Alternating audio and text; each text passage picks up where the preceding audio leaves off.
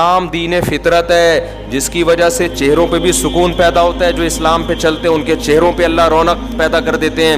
ہم نے علماء صالحہ کے چہروں پہ رونق دیکھی, ان کے چہروں میں سکون اطمینان دیکھا, حالانکہ ان کے پاس انٹرٹینمنٹ کے لیے کچھ بھی نہیں ہوتا, غربت میں بھی خوش ہوتے ہیں.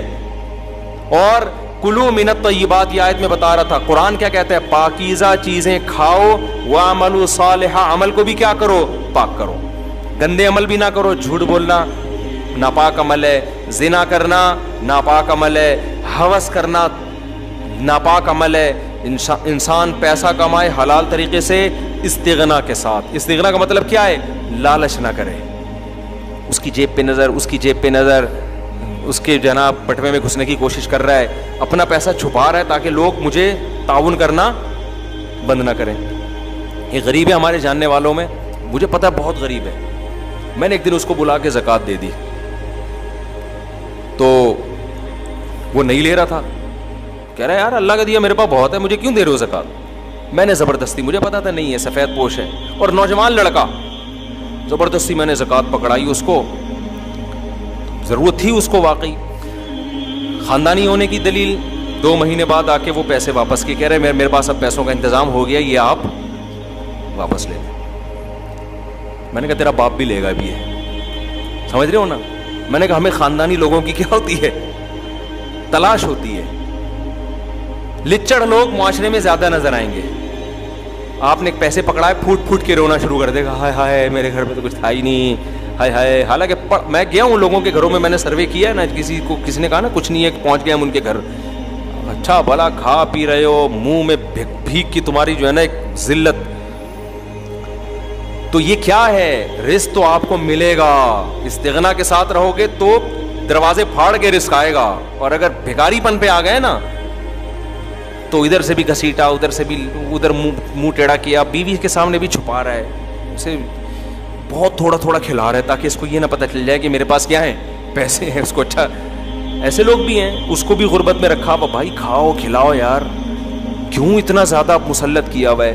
لیکن یہ ہوس اس وقت تک ختم نہیں ہوگی جب تک آپ دنیا کو مسافر خانہ نہیں سمجھو گے. آخرت کو ہدف بناؤ گے تو پھر سینہ کشادہ ہو جائے گا, یار چلتا ہے. تو یہ ہوس یہ کیا ہے, یہ بھی گندا اور ناپاک عمل ہے. یہ تمام قسم کی ناپاکیوں سے اپنے آپ کو بچاؤ گے نا تو آپ پاک ہو جاؤ گے. اور راحت کس میں ملتی ہے, پاک ہونے میں یا ناپاک ہونے میں, پاک میں راحت. تو صرف جسمانی غسل سے سکون نہیں ملتا, روحانی غسل سے جو سکون ملتا ہے وہ جسمانی غسل سے کئی گنا زیادہ ہے, کئی گنا زیادہ اس میں سکون اللہ نے رکھا ہے. تو نہ جھوٹ بولے انسان, نہ لالچ کرے. آج لالچ بہت, دیکھو لالچ کا مطلب پتہ ہے کیا ہوتا ہے, غیر اخلاقی طریقوں سے پیسہ کمانا. غیر اخلاقی طریقے, کسٹمر کے گھر تک پہنچ گئے منت سماجت کرتے کرتے, یہ لے لو یہ چیز لے لو. مجھے بڑا غصہ آتا ہے ایسے لوگوں پر. آپ نے دیکھا ہوگا ہوٹلوں میں کہ باہر لوگ کھڑے ہوتے ہیں, آپ کہیں جا رہے ہو گاڑی کے سامنے آگے کھڑے ہو جاتے ہیں, سر پلیز یہاں آئے. یہ غیر اخلاقی طریقہ ہے. آپ نے ہوٹل بنا دیا, ایک بورڈ لگا دیا, یہاں اچھے کھانے دستیاب ہیں, ہمارا دل چاہے گا ہم گھس جائیں گے, نہیں تو چھوڑا یار, باڑ میں جائے تیری ایسی کی تیسی, ایسے بولو اچھا لگے گا. کھانا ہے کھا, نہیں تو نکل یہاں سے.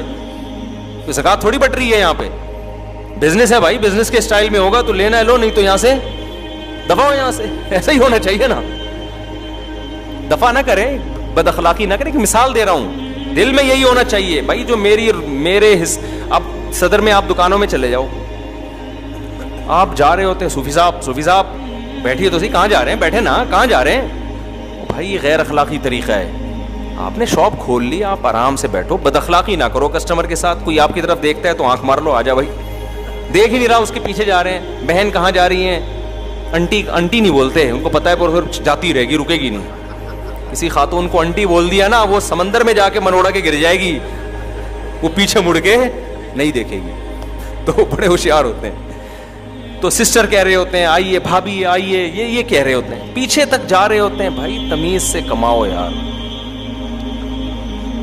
آپ کا کوئی بزنس ہے, اسی جیسا بزنس دوسرے نے بھی کھول لیا, کوئی بات نہیں یار, جو جس کے مقدر میں جو کسٹمر ہوگا آئے گا. لیکن ایک آدمی اسی جیسا بزنس کرتا ہے تو اپنے کو آپ کو پروموٹ کرنے کے لیے آپ کی ٹانگیں کھینچ رہا ہوتا ہے کہ یار اس کو کسی طرح سے. میں ایک دفعہ ایک بائک والے کے پاس گیا اپنی بائک ٹھیک کرانے کے لیے, ہر مہینے اسی کے پاس جاتا تھا. ایک دن وہ اتفاق سے اس کی ورک شاپ بند تھی تو میں ساتھ والے کے پاس چلا گیا. ساتھ والے سے جب میں نے بائک ٹھیک کروانے لگا تو اس نے کہا آپ اس کے پاس جاتے ہو؟ میں نے کہا ہاں. کہہ رہے میں ایک بات بتاؤں, یہ بندہ ٹھیک ہے نہیں. تو آپ برا محسوس کرو گے, آپ مولانا صاحب ہیں, کسی کی اپنے پڑوسی کی برائی کرنی نہیں چاہیے, لیکن چونکہ آپ بہرحال ایک عزت ان کے خیال میں ایک عزت دار آدمی تھا تو میں اس لیے بتا رہا ہوں کہ آپ نہ جائیں. مجھے بہت برا لگا اس کا یہ عمل. میں نے کہا اس کے پاس جاؤں نہ جاؤں, تیرے پاس آئندہ کبھی بھی نہیں آؤں گا. حالانکہ عین ممکن ہے وہ سچ کہہ رہا ہو. ہر سچ کہنے کا نہیں ہوتا جب تک آپ کے پاس کوئی واضح دلیل نہ ہو. دلیل نہیں ہے تو کیوں الزام لگا رہے ہو؟ ثابت کرو. آپ ثابت آپ کر نہیں سکتے. آپ کسٹمر کو چکر میں ڈال دیا نا آپ نے. میں ایسے ہی الزام لگا دوں وہ بندہ 2 نمبر ہے, حالانکہ مجھے پتا ہے, لیکن جب تک میرے پاس اس کو پروف کرنے کی کوئی دلیل نہیں ہے مجھے اجازت نہیں ہے کہ میں لوگوں کو اس کے بارے میں ورغلاؤں, اس لیے کہ اگلا میری بات پہ کیوں یقین کرے گا. تو میں نے کہا بھائی میرے دل میں سوچا اس کا تو مجھے پتا نہیں کہ 2 نمبر ہے یا نہیں ہے, تیرے بارے میں مجھے یقین ہو گیا کہ تو کیا ہے, اپنے پڑوسی کی ٹانگیں کھینچ رہے تو. ہر بات کہنے کی بھی نہیں ہوتی, یہ آپ کے 2 نمبر ہونے کی علامت ہے. آپ بیٹھو یار, آپ یہ سوچو ہم نے کوئی ٹھیکہ تھوڑی لیا ہوا ہے.